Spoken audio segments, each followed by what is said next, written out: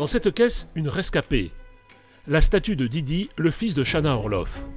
L'œuvre revient à la maison. Elle a échappé de peu à une vente chez Christie's, aux États-Unis. Retour dans l'atelier de l'artiste, parmi ses visages, ses corps, ses sculptures de bronze, de bois et de pierre.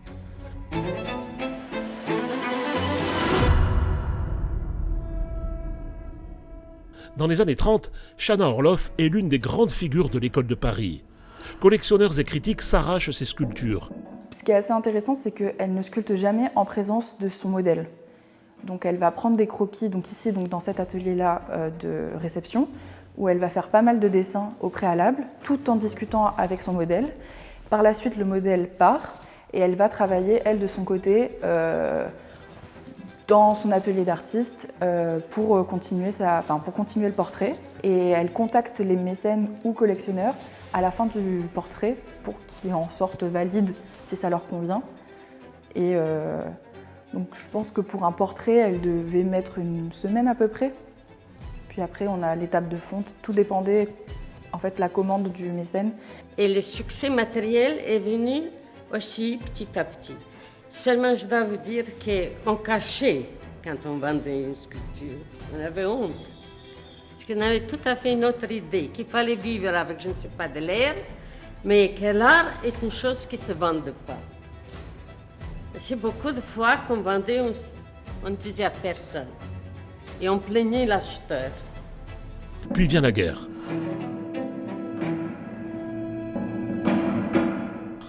Le 15 juillet 1942, à la veille de la rafle du Veldiv, Chana Orloff, juive, fuit Paris avec son fils. Et elle va être prévenue par son fondeur Alexis Rudier et par Jean Paulhan.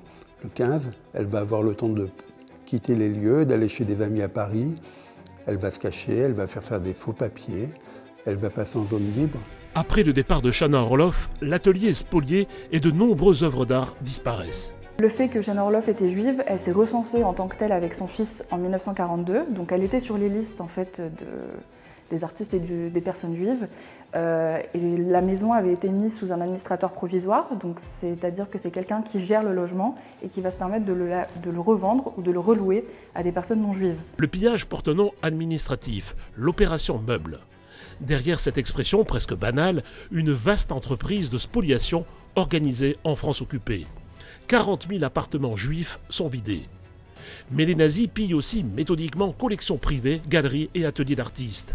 Des dizaines de milliers d'œuvres d'art prennent alors le chemin de l'Allemagne. Alors, ce qu'on sait, c'est que 146 sculptures ont disparu, puisqu'elle fait une liste en 45 et 47 des sculptures disparues. Elle joint à cette liste un certain nombre de photos, puisqu'elle était suivie par le photographe Marc Vaux.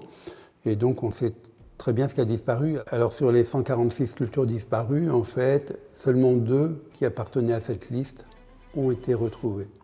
D'autres œuvres vont réapparaître des décennies plus tard, au détour d'une succession, d'une vente ou au gré d'un heureux hasard.